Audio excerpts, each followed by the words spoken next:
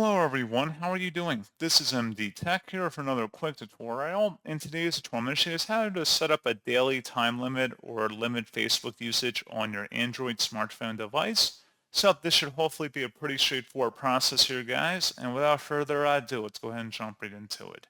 So all you have to do is swipe up on your home screen and you want to select the settings gear button. And then you want to select the apps tile.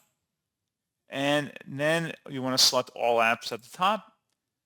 Scroll down and select the Facebook button or tile in here, and then select screen time, and then select app timer underneath settings, and you can select how long you want Facebook to be usable on that device per day, and it will automatically reset the limit at midnight.